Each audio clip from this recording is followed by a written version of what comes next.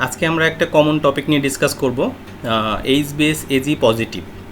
আমরা গ্যাস্ট্রোএন্টারোলজি বা হেপাটোলজি প্র্যাকটিসে প্রায়ই পাই যে পেশেন্ট আমাদের কাছে একটা রিপোর্ট নিয়ে আসছে যে তার এইচবিএস এজি পজিটিভ আসছে। তো এটা আসলে আমরা আসলে কি করি? এই পরীক্ষাগুলো সাধারণত দেখা যায় ইনসিডেন্টালি ডিটেক্ট হয়, যে কোনো পেশেন্ট কাউকে ব্লাড ডোনেট করতে গিয়েছে অথবা ধরো কোনো জবের জন্য পরীক্ষা করতে গিয়েছে, তখন তার এই টেস্টটা পজিটিভ চলে আসছে। তো আসলে আমরা যেটা প্রথমে চেষ্টা করি যে এটা আসলেই কি পজিটিভ নাকি এটা ফলস পজিটিভ। কারণ অনেক সময় এটা স্ক্রিনিং টেস্ট করা হয়ে থাকে আইসিটির মাধ্যমে বা ইমিউনোক্রোমাটোগ্রাফিক টেস্টের মাধ্যমে, তো এখানে অনেক সময় ফলসলি পজিটিভ আসতে পারে। কাজেই প্রথমেই যখন এই ধরনের পেশেন্টগুলো রিপোর্ট নিয়ে আমাদের কাছে আসবে, আমাদের প্রথম কাজ হলো এটা আসলেই পজিটিভ কিনা সেটা দেখা। তার মানে আমরা একটা এলাইজা করতে পারি হেপাটাইটিস বি সারফেস অ্যান্টিজেন দেখার জন্য, ওটা করে আমরা কনফার্ম হইনি যে আসলেই পজিটিভ কিনা। তো আমরা আজকে ডিসকাস করব আসলেই যাদের পজিটিভ তাদের নিয়ে, তার মানে ট্রু পজিটিভগুলো নিয়ে। তো এখন ধরো একটা পেশেন্ট আমাদের কাছে আসছে যে তার এইচবিএসি পজিটিভ, তার মানে তার শরীরে হেপাটাইটিস বি ভাইরাসের সারফেস অ্যান্টিজেন আছে। তো এখন এটা এটা যদি এরকম আসে তাহলে মানে আমাদের মাথায় কি কি পসিবিলিটি আসে, যে কি কি কন্ডিশনে এরকম এইচবিএসি পজিটিভ হতে পারে। তাহলে দেখো মোটামুটি তিনটা কন্ডিশনে হচ্ছে এইচবিএসি পজিটিভ হতে পারে। একটা হলো যদি পেশেন্টের হেপাটাইটিস বি ভাইরাস দিয়ে অ্যাকিউট হেপাটাইটিস হয়, তাহলে তার এইচবিএসি পজিটিভ হতে পারে। এই পেশেন্টটা যদি ক্রনিক হেপাটাইটিস থাকে, হেপাটাইটিস বি দিয়ে তার ক্রনিক হেপাটাইটিস হচ্ছে, অথবা ক্রনিক হেপাটাইটিস থেকে সিকুইলি ডেভেলপ করে গেছে, ধরো hepatocellular carcinoma, cirrhosis of liver, এগুলো ডেভেলপ করে গেছে, তাদেরও পজিটিভ হতে পারে। আর আরেকটা গ্রুপ হচ্ছে যে না, তার অ্যাকিউট হেপাটাইটিস সাবসাইড করে গেছে, পেশেন্টের ক্রনিক হেপাটাইটিসও হয়নি, এর ভিতরে ভাইরাসটা ইনঅ্যাক্টিভ ক্যারিয়ার হিসেবে বসে আছে। তাহলে এই তিনটা কন্ডিশনে একটা পেশেন্ট ট্রুলি এইচবিএসি পজিটিভ হতে পারে। তাহলে অ্যাকিউট হেপাটাইটিস, ক্রনিক হেপাটাইটিস বা তার সিকুইলি, এবং ইনঅ্যাক্টিভ ক্যারিয়ার। তাহলে আমরা যদি ইভালুয়েট করার চেষ্টা করি যে আসলে তিনটার কোনটার মধ্যে পেশেন্ট আছে, কারণ আমাদের আসলে তাকে চিকিৎসা করতে হবে কি করতে হবে না সেটা নির্ধারণ করতে গেলে প্রথমেই ঠিক করে নিতে হবে যে পেশেন্টটা এই তিনটার কোন গ্রুপে আছে। তো অন্যান্য সব ডিজিজের মতোই এখানে আমাদের ইভালুয়েশনের তিনটা টুলস, আমরা হিস্ট্রি নিব, আমরা এক্সামিনেশন করব, আমরা ইনভেস্টিগেশন করব। তো হিস্ট্রিতে মনে করো যদি কারো অ্যাকিউট হেপাটাইটিস থাকে, তাহলে তার একটা অ্যাকিউট হেপাটাইটিসের হিস্ট্রি থাকবে, যেমন তার একটা প্রোড্রোম থাকবে, একটা ফিভার, অ্যানোরেক্সিয়া, নশিয়া, ম্যালেজ, হেডেক, বডি এক, তারপরে তার হচ্ছে চোখ হলুদ হয়ে গেছে, পেশাব হলুদ হয়ে গেছে। তার মানে এটা অ্যাকিউট হেপাটাইটিসের একটা প্রোড্রোমাল ফিচার, সাথে তার জন্ডিসের ফিচার যদি থাকে, তখন আমরা মনে করতে পারি যে এই এইচবিএসি পজিটিভটা অ্যাকিউট হেপাটাইটিসের কারণে হতে পারে, অথবা অন্য কারণও হতে পারে, যে তার আগে থেকে হেপাটাইটিস বি বডিতে ছিল, এখন অন্য কারণে হেপাটাইটিস হয়েছে, সেটাও হতে পারে। আরেকটা গ্রুপের হিস্ট্রি নিব আমরা যে পেশেন্টের কোনো ক্রনিক লিভার ডিজিজ বা সিরোসিস অফ লিভার ডেভেলপ করে গেছে কিনা অলরেডি। তো এগুলো আমরা হিস্ট্রিতে আমরা জিজ্ঞাসা করতে পারি যে আপনার কখনো পেটে পানি আসছিল কিনা, পা ফুলে গেছিলো কিনা, তাহলে ধরে নিতে পারি যে তার সিরোসিস অফ লিভার হয়ে গিয়েছিল। অথবা আমরা জিজ্ঞাসা করতে পারি যে আপনার কখনো বমির সাথে রক্ত গিয়েছে কিনা, মেলেনা হয়েছে কিনা, তাহলে এটা আমরা ধরে নিতে পারি যে তার কখনো ভ্যারিসিয়াল ব্লিডিং হয়েছিল। অথবা ধরে নিতে পারি যে তার এনকেফালোপ্যাথি কখনো হয়েছিল কিনা, যেমন ধরো তার হিস্ট্রি থাকে এমন যে তার অল্টার্ড বিহেভিয়ার, আনকনশাসনেস, এরকম আনকনশাস হয়ে হসপিটালে ভর্তি হয়েছিল, তাহলে এই ধরনের যদি হিস্ট্রি থাকে আমরা তখন এনকেফালোপ্যাথি মনে করতে পারি। কাজেই যদি আমরা ব্যাকগ্রাউন্ডে পেশেন্টের অ্যাসাইটিস, পেশেন্টের এনকেফালোপ্যাথি অথবা ভ্যারিসিয়াল ব্লিডিংয়ের মতো কোনো হিস্ট্রি পাই, তাহলে আমরা প্রাইমারিলি মনে করতে পারি যে এটা সিরোসিস অফ লিভার হতে পারে। অন্য কারণেও কিন্তু পেশেন্টের ব্লিডিং হতে পারে, অন্য কারণেও পেটে পানি আসতে পারে, কিন্তু আমরা এই কনটেক্সটে সিইলিটাকে চিন্তা করতে পারি। আর একটা হিস্ট্রি নিতে পারি ফ্যামিলি হিস্ট্রি, যে তার ভাই বোন, বাবা মা, পরিবারে কারো বি ভাইরাস আছে কি না, তাদের কারো লিভারের সমস্যা হয়েছিল কি না, বা বি ভাইরাস জনিত কোনো কারণে তার ফ্যামিলি মেম্বার কেউ মারা গিয়েছে কিনা, এটা আমরা হিস্ট্রিতে নিতে পারি। আর একটা হচ্ছে বি ভাইরাসের রিস্ক ফ্যাক্টর, তার মানে তার আগে ব্লাড ট্রান্সফিউশন করা হয়েছে কিনা, আগে কোনো সার্জারি করা হয়েছে কিনা, তার আগে কোনো ডেন্টাল প্রসিডিওর করা হয়েছে কিনা, এই ধরনের যে ফ্যাক্টরের মাধ্যমে আসলে বি ভাইরাস ট্রান্সমিট করে, তো সেগুলো আমরা জানি, সেগুলো সম্বন্ধে আমরা একটা হিস্ট্রি নিতে পারি। তাহলে হিস্ট্রি নিয়ে আমরা অ্যাকিউট হেপাটাইটিস আছে কিনা, তার ক্রনিক লিভার ডিজিজের কোনো ফিচার আছে কিনা, এই দুটো আমরা মেইনলি আলাদা করে ফেলতে পারি to find out the cause behind this HBCG positive. এরপরে আসো এক্সামিনেশান। অনুরূপভাবে এক্সামিনেশনে আমরা দেখতে পারি যে এই পেশেন্টটার কোনো অ্যাকিউট হেপাটাইটিসের ফিচার আছে কিনা, যে পেশেন্টটা ইকটেরিক কিনা, তার জ্বর আছে কিনা। যদি পেশেন্ট ইকটেরিক থাকে, একটু ফিভার থাকে, জাস্ট পালপেবল টেন্ডার হেপাটোমেগালি থাকে, আর কোনো এভিডেন্স না থাকে, তাহলে আমরা ধরে নিতে পারি যে হ্যাঁ এটা অ্যাকিউট ভাইরাল হেপাটাইটিস হতে পারে।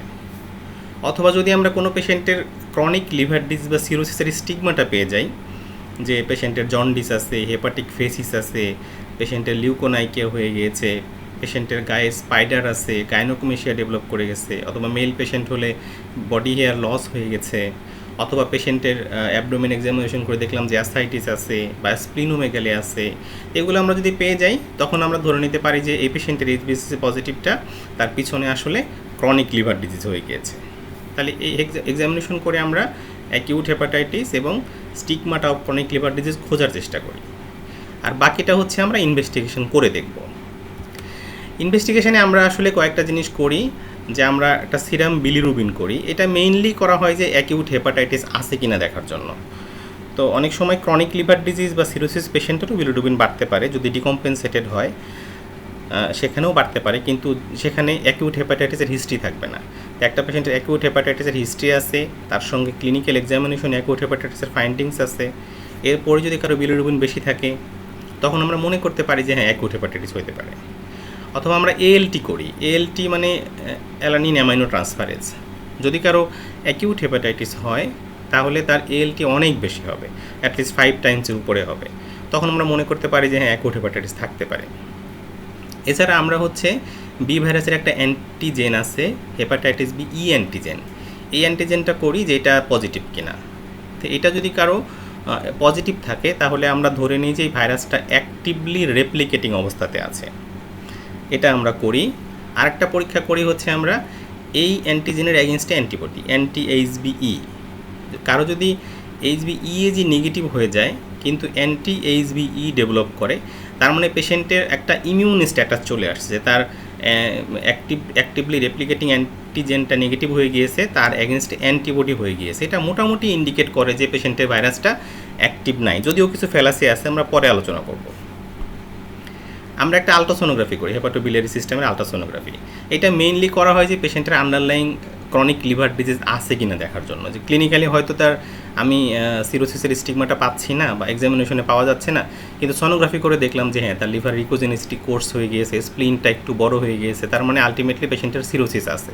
কাজে এটা হয়ে গিয়েছে কিনা সেটা দেখার জন্য আমরা একটা আলট্রাসোনোগ্রাফি করি। আর আরেকটা স্পেশাল পরীক্ষা হচ্ছে হেপাটাইটিস বি ভাইরাস ডিএনএ আমরা করি। যদি পেশেন্টের ডিএনএ আনডিটেক্টেবল হয় তাহলে আমরা কিন্তু ধরে নিতে পারি যে আসলে এটা ইনঅ্যাক্টিভ ক্যারিয়ার। আর ডিএনএ যদি পজিটিভ হয় তখন আমরা অ্যাকিউট বা ক্রনিক হেপাটাইটিস এইভাবে চিন্তা করতে পারি। তাহলে এই পরীক্ষাগুলো আমাদের একটা এইচবিসিজি পজিটিভ নিয়ে আসলে এই পরীক্ষাগুলো আমরা করে ফেলতে পারি। সব সময় সব পরীক্ষা করতে হবে এমন না।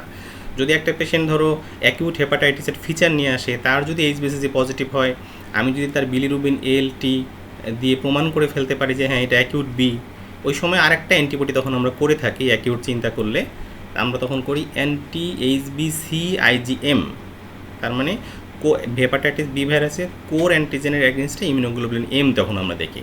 যদি ওইটা পজিটিভ হয় তখন কিন্তু আমরা বলি অ্যাকিউট হেপাটাইটিস বি। সেই ক্ষেত্রে আসলে ডিএনএ করা, অ্যান্টি এইচবিই করা, এগুলো আসলে করা খুব বেশি জরুরি না। এগুলো মেইনলি ক্রনিক এবং ইনঅ্যাক্টিভ ক্যারিয়ার কিনা সেগুলো আলাদা করার জন্য এই পরীক্ষাগুলো করা হয়। তো এই হিস্ট্রি নিলাম আমরা, এক্সামিনেশন করলাম, ইনভেস্টিগেশন করলাম। তারপরে দেখো আমাদের এই যে 3টা কন্ডিশন, তো 3টা কন্ডিশনের একটাকে আমরা 2 ভাগে ভাগ করে বলছি। একটা হচ্ছে ক্রনিক হেপাটাইটিস উইদাউট সিরোসিস, আর একটা হচ্ছে ক্রনিক হেপাটাইটিস যেটা সিরোসিস হয়ে গিয়েছে। তাহলে আমাদের এই 2টা কন্ডিশন, একটা হলো অ্যাকিউট হেপাটাইটিস অথবা সিরোসিস অফ লিভার, এই দুটার যে কোনো একটা যদি থাকে তাহলে এই যে পরীক্ষাগুলো করলাম এর মাধ্যমে খুব ভালো করে কিন্তু বুঝে ফেলা সহজ। তার মানে এই দুটা ডায়াগনোসিসকে খুব ইজিলি ডিফারেন্সিয়েট করা যায় যে একটা পেশেন্টের হেপাটাইটিসের ক্লিনিক্যাল ফিচার আছে, বায়োকেমিক্যালি হেপাটাইটিসের এভিডেন্স আছে, এবং হেপাটাইটিস বি কোর অ্যান্টিজেনের অ্যাগেনস্টে অ্যান্টিবডি আইজিএম পজিটিভ। তাহলে আমরা কিন্তু বলে দিতে পারি যে এটা অ্যাকিউট হেপাটাইটিস এবং এই হেপাটাইটিসটা হেপাটাইটিস বি ভাইরাস দিয়েই হয়েছে। অথবা একটা পেশেন্টের সিরোসিসের এভিডেন্স ক্লিনিক্যাল হিস্ট্রিতেও আছে, এক্সামিনেশনেও আছে, তুমি আলট্রাসোনোগ্রাফি করে দেখলা তার সিরোটিক চেঞ্জ হয়ে গিয়েছে, তাহলেও কিন্তু খুব সহজ, একে আমরা বলে দিতে পারি যে হ্যাঁ এটা ক্রনিক হেপাটাইটিস ছিল, তারপর এটা সিরোসিস হয়ে গিয়েছে।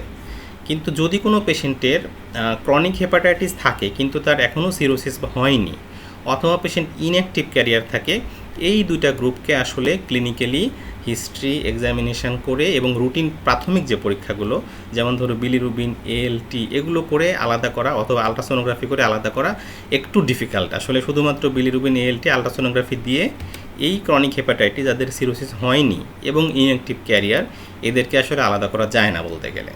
তখন আমাদের কি করতে হয়? তখন আমরা পরবর্তী পরীক্ষাগুলো ইন্টারপ্রেট করার চেষ্টা করি। যেমন ধরো আমরা যদি এই 4টা পরীক্ষা দিয়ে একটু চেষ্টা করি, কারণ এই পার্টটাই আসলে কঠিন, যে এটাকে আসলে ইনঅ্যাক্টিভ ক্যারিয়ার নাকি ক্রনিক হেপাটাইটিস বি। কারণ আমি যদি বুঝে ফেলতে পারি যে পেশেন্টের ইনঅ্যাক্টিভ ক্যারিয়ার, তাহলে এই পেশেন্টটাকে আমরা এনশিওর করতে পারবো যে আপনার এখন ভাইরাসটা মৃত অবস্থায় আছে, সুপ্ত অবস্থায় আছে, এই ভাইরাসটা আপনার কোনো ক্ষতি করছে না, ইভেন ভবিষ্যতেও ক্ষতি করার তেমন কোনো সম্ভাবনা নেই।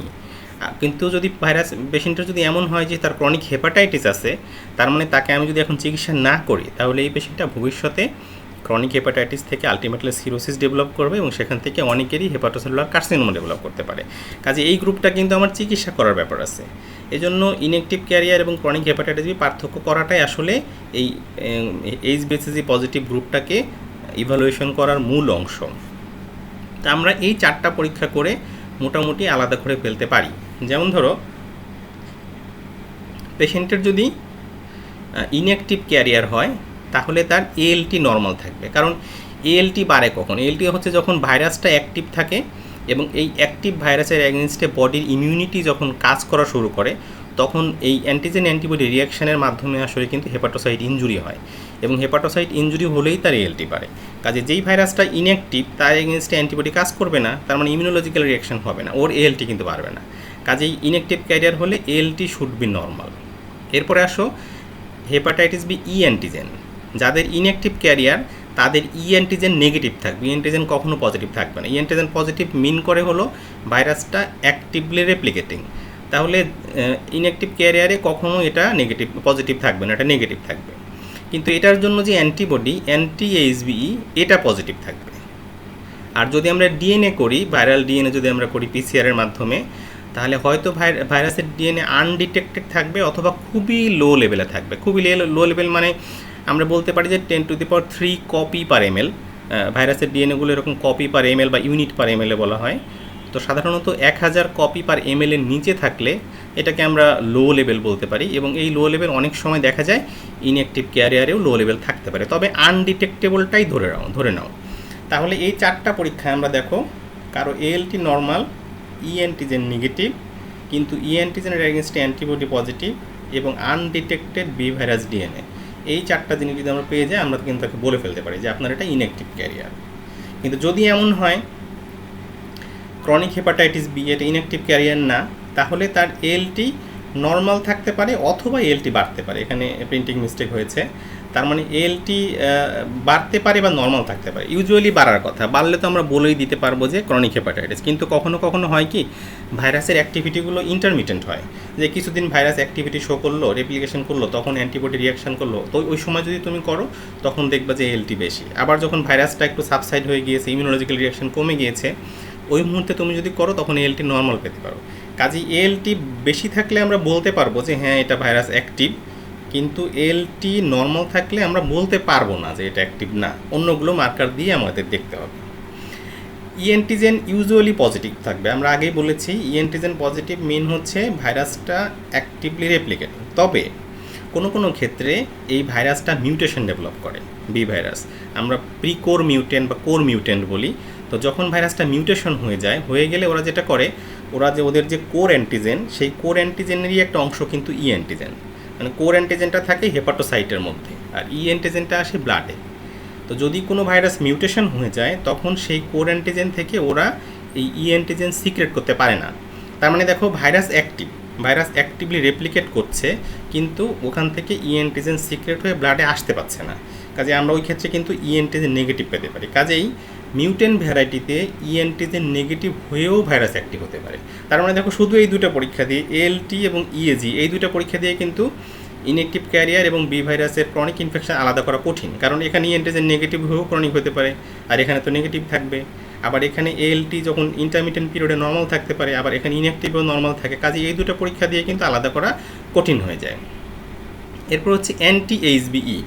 সাধারণত ক্রনিক হেপাটাইটিস বি ভাইরাস ইনফেকশানে অ্যান্টি এইচবিই নেগেটিভ থাকে, অ্যান্টিবডি পজিটিভ থাকে না সাধারণত। তবে কখনো কখনো ভাইরাস যদি মিউটেশন হয়ে যায়, যে প্রথম যেটা ওয়াইল্ড টাইপ ছিল ই অ্যান্টিজেন পজিটিভ, ওইটা চলে যাওয়ার সময় ওটা যখন শরীর থেকে ক্লিয়ার হয়ে গেল তখন অ্যান্টিবডি ডেভেলপ করে গেল। কিন্তু যখনই ভাইরাসটা আবার মিউটেশন হয়ে আবার রিঅ্যাক্টিভেশন হয় তখন কিন্তু অ্যান্টিজেনটা আসবে না, কিন্তু অ্যান্টি এইচবিই পাওয়া যেতে পারে। কাজে মিউটেন্ট ভ্যারাইটিতে ই অ্যান্টিজেন নেগেটিভ এবং অ্যান্টি এইচবিইও কিন্তু পজিটিভ হতে পারে। এরপরে হচ্ছে hepatitis B virus DNA. Usually actively replicating ভাইরাসের ডিএনএ লেভেল হাই থাকে, সাধারণত হাই থাকে। খুবই রেয়ার ক্ষেত্রে একেবারে মনে করো কারো সিরোসিস ডেভেলপ করে গেছে, সেই অবস্থাতে লো থাকলেও থাকতে পারে। কাজে আমরা যদি এই কয়টা জিনিস দেখার চেষ্টা করি, যে আমরা ডেফিনিটলি কখন বলতে পারবো যে তার এইচজিপিটি বেশি, E antigen positive, anti HB negative, high viral DNA, তাহলে এগুলো পেলে আমরা বলে দিতে পারবো যে এটা ক্রনিক হেপাটাইটিস বি। আর এগুলো যদি না পাই, যে তার এইচজিপিটি নর্মাল, ই অ্যান্টিজেন নেগেটিভ, অ্যান্টি এইচবিই পজিটিভ, লো ডিএনএ, তখন কিন্তু ইনঅ্যাক্টিভ ক্যারিয়ারের সঙ্গে একটা পার্থক্য থেকেই যায়, একটা মিল থেকেই যায়, পার্থক্য করা কঠিন হয়ে যায়। সেই সব ক্ষেত্রে অনেক সময় আমাদের লিভার বায়োপসি করার প্রয়োজন হয়ে পড়ে। কাজে যদি আমরা এই 4টা পরীক্ষা দিয়ে মোটামুটি বুঝে ফেলতে পারি যে তার ইনঅ্যাক্টিভ ক্যারিয়ার আছে, তখন আর আমরা ফার্দার বায়োপসিতে যাব না। কিন্তু যদি আমরা সার্টেন না হতে পারি, তখন আমরা ফার্দার প্রমাণ করার জন্য অনেক সময় আমরা লিভার বায়োপসি করে দেখতে পারি। এরপরে আসা হচ্ছে ম্যানেজমেন্ট হলো, তাহলে আমরা যে 4টা ক্যাটাগরি বললাম, 3টার মধ্যে 4টা অ্যাকিউট হেপাটাইটিস নিয়ে যদি পেশেন্ট আসে, তাহলে এর আসলে তেমন কোনো চিকিৎসার দরকার নেই বি ভাইরাসের জন্য। আমরা আমরা আমরা বলতে পারি যে এটা বি ভাইরাস দিয়ে আপনার অ্যাকিউট হেপাটাইটিস হয়েছে, এটা 2 সপ্তাহ থেকে 8 সপ্তাহের মধ্যে থাকবে। এর মধ্যে বেশিরভাগ ক্ষেত্রে 95% বা 98% ক্ষেত্রে কিন্তু ভাইরাসটা বডি থেকে একাই এলিমিনেট হয়ে যায় উইদিন। ভাইরাসের জন্ডিস 8 সপ্তাহের মধ্যে ভালো হয়ে যায় এবং সারফেস অ্যান্টিজেনটাও দেখা যায় 6 মাসের মধ্যে নেগেটিভ হয়ে যায়। কাজে এই পেশেন্টের সিমটোমেটিক চিকিৎসা ছাড়া আর কোনো চিকিৎসা ইউজুয়ালি দরকার নেই। কখনো কখনো যদি এই পেশেন্টগুলো যদি এমন হয় যে পেশেন্ট ওই সময় হেপাটিক ফেইলুর ডেভেলপ করে যায় in the form of encephalopathy, ascites, এরকম যদি হয়ে যায়, তখন কোনো ক্ষেত্রে অ্যান্টিভাইরাল দেওয়ার কথা বলা আছে, ইউজুয়ালি লাগে না। আরেকটা হচ্ছে ইনঅ্যাক্টিভ ক্যারিয়ার। তো যিনি ইনঅ্যাক্টিভ ক্যারিয়ার তাকে তো আমরা বলতে পারি যে ভাইরাসটা আপনার মৃত অবস্থায় আছে বা সুপ্ত অবস্থায় আছে, ভাইরাসটা আপনার শরীরে কোনো ক্ষতি করছে না লিভারে, এবং ভবিষ্যতেও ক্ষতি করার তেমন কোনো সম্ভাবনা নেই। কাজে আপনার চিকিৎসা লাগবে না, কিন্তু আপনার সাবধানতা অবলম্বন করতে হবে যে আপনার থেকে ভাইরাসটা অন্য কারো শরীরে ছড়াতে পারে। কাজেই তার যারা ক্লোজ কন্ট্যাক্টে আছে তাদেরকে ট্রেস করে, চেক আপ করে ভ্যাকসিন দিয়ে দিতে হবে এবং বলে দিতে হবে এই কাজগুলো আপনি করবেন না, যাতে আপনার থেকে ভাইরাসটা অন্য কারো না ছড়ায়। আর একটা যেটা ছিল আমরা ক্রনিক হেপাটাইটিস, তো ক্রনিক হেপাটাইটিস যে কারো সিরোসিস হয়ে গিয়েছে, কারো হয়নি। তো যদি কারো সিরোসিস হয়ে গিয়ে থাকে, তাহলে তাদেরকে আমরা সিরোসিসের অন্যান্য কমপ্লিকেশন, যেমন পোর্টাল হাইপারটেনশন ডেভেলপ করেছে কিনা, ভ্যারিসেস হয়ে গিয়েছে কিনা, অ্যাসাইটিস হয়ে গিয়েছে কিনা, তার অ্যালবুমিন কমে গিয়েছে কিনা, সেটার উপর ডিপেন্ড করে অ্যাকর্ডিংলি আমরা চিকিৎসা করব। আর যাদের সিরোসিস হয়ে গিয়েছে তাদের যদি ডিএনএ পজিটিভ হয়, মানে সিরোসিস হয়ে যাওয়ার পরেও ভাইরাস দুইভাবে থাকতে পারে, একটা ইনঅ্যাক্টিভ ভাইরাস থাকতে পারে, অ্যাক্টিভ ভাইরাস থাকতে পারে, তার মানে ডিএনএ পজিটিভ অথবা ডিএনএ নেগেটিভ। কারো যদি ডিএনএ পজিটিভ হয় তখন অ্যান্টিভাইরাল দেওয়ার ব্যাপার আছে, আর যদি ডিএনএ পজিটিভ না হয় তাহলে আসলে অ্যান্টিভাইরাল দিয়ে তেমন কোনো লাভ নাই, শুধু সিরোসিসের জন্য সাপোর্টিভ ম্যানেজমেন্ট এবং সম্ভব হলে লিভার ট্রান্সপ্লান্ট করতে হবে। মেইন অংশটা হচ্ছে আমাদের যেটা নিয়ে আমাদের ডিল করতে হয়, যে ক্রনিক হেপাটাইটিস, যারা এখনও সিরোসিস হয়নি এদের যাতে সিরোসিস না হয়, এটাই হলো আসলে মেইন অংশটা। তো এই ক্রনিক হেপাটাইটিসের ম্যানেজমেন্টটা একটু ডিফিকাল্ট, কারণ কাকে চিকিৎসা দিব, কোন ওষুধটা দিব, কিভাবে ফলো আপ করবো, কতদিন দিব, কখন ওষুধ পাল্টাতে হবে, রেজিস্ট্যান্স হচ্ছে কিনা, এগুলো আসলে অনেক বড় ইস্যু। তো এই বড় ইস্যুগুলো আমরা এখানে আসলে ডিটেল আলাপ করতে চাচ্ছি না, আমি শুধু প্রাইমারি কিছু ধারণা তোমাদের দিয়ে রাখি। সেটা হলো, যদি কোনো পেশেন্টের ক্রনিক হেপাটাইটিসের আগের টেবিলটায় দেখো, যদি এএলটি আমরা দেখি যে দ্বিগুণের উপরে রেজিস্ট আছে, নর্মাল লেভেলের 2 গুণের উপরে চলে গিয়েছে, এবং ডিএনএ লেভেলটা 10⁵ কপি পার ml এর উপরে, বা কোনো ক্ষেত্রে 10⁴ কপি পার ml এর উপরে যদি থাকে, তাহলে আমরা তাকে অ্যান্টিভাইরাল দিই। এটা হচ্ছে সহজ, একদম সহজ কথা। তার মানে ডিএনএটা হচ্ছে 10⁴ কপি অথবা 10⁵ কপি পার ml এর উপরে এবং ALT দ্বিগুণের উপরে। এটা হচ্ছে ক্লিয়ার ইন্ডিকেশন অফ ট্রিটমেন্ট। এর মাঝখানে আরও কিছু কথা আছে যেগুলো ক্লিয়ার ইন্ডিকেশন না, যে এত বেশি বাড়ে নাই, হয়তো 1.5 গুণ, এটা 10⁴ হয়নি, হয়তো 10⁵ হয়নি, 4 হয়েছে। আবার ধরো কিছুদিন দেখলে 10⁴, কিছুদিন দেখলে 10⁵, এরকম যদি হয়, ওইসব ক্ষেত্রে সিদ্ধান্ত নেওয়ার কিছু ব্যাপার আছে, সেগুলো আমরা এখানে ডিসকাস করছি না। তো যদি এরকম কন্ডিশন হয় যে হ্যাঁ তার ALT দ্বিগুণের উপরে এবং তার ডিএনএ লেভেল 10⁴ বা 10⁵ কপি পার ml এর উপরে চলে গিয়েছে, তখন তাকে অ্যান্টিভাইরাল দিতে হয়।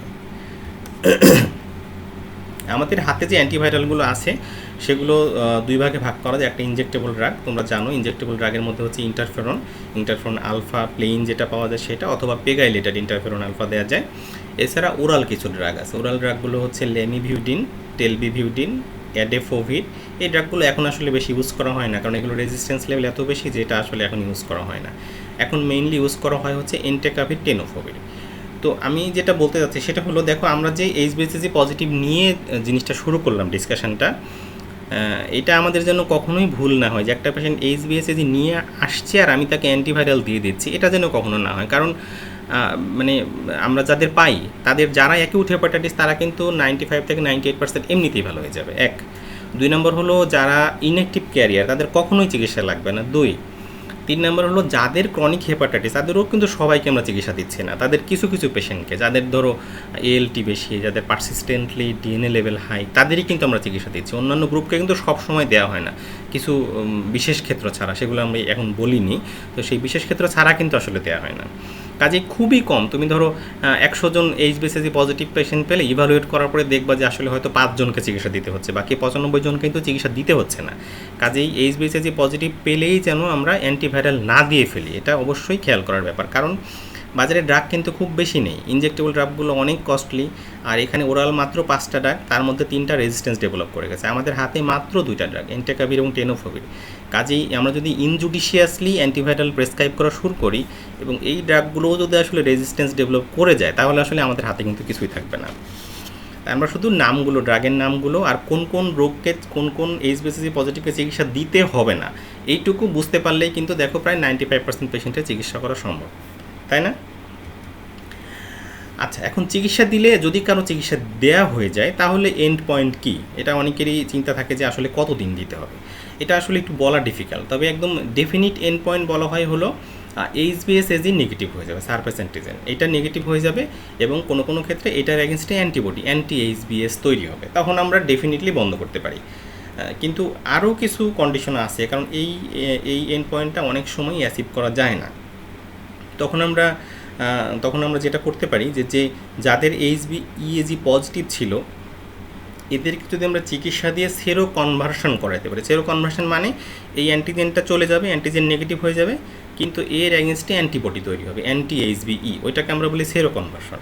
এবং এই সেরো কনভার্সন যদি 1 বছরের উপরে পারসিস্ট করে তখন বন্ধ করার চিন্তা করা যেতে পারে। কারণ চিন্তা করা কেন, কারণ অনেকেরই বন্ধ করার পরে আবার সেরো রিভার্সন হয়, এজন্যই বিভারাসটা একটু ডিফিকাল্ট, মানে চিকিৎসা আসলে কতদিন দেবো সেটা এই সারফেস অ্যান্টিজেন নেগেটিভ না হওয়া পর্যন্ত অন্যান্য এন্ড পয়েন্টগুলো আসলে একটু ডিফিকাল্ট।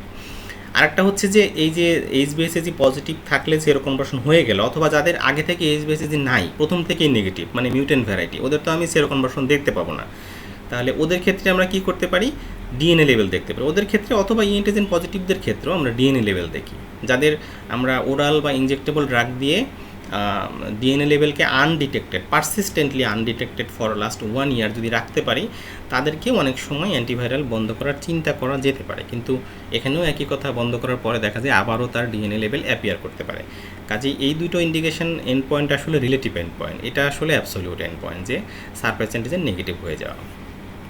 তাহলে এই হচ্ছে আমাদের মোটামুটি এইচবিএসএজি পজিটিভ, এটা খুবই কমন ইস্যু এবং আমার যেটুকু ক্লিনিক্যাল এক্সপিরিয়েন্স এটা খুবই মিসম্যানেজ হয়, ইভালুয়েট করা হয় না বেশিরভাগ ক্ষেত্রেই।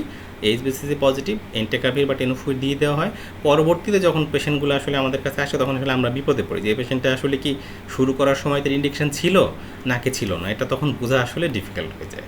তাহলে আমি চাচ্ছি যে তোমাদের যেন এই ভুলটা না হয় কখনোই। ঠিক আছে, তো আজকের মতো এখানেই শেষ। হ্যাঁ, আল্লাহ হাফেজ।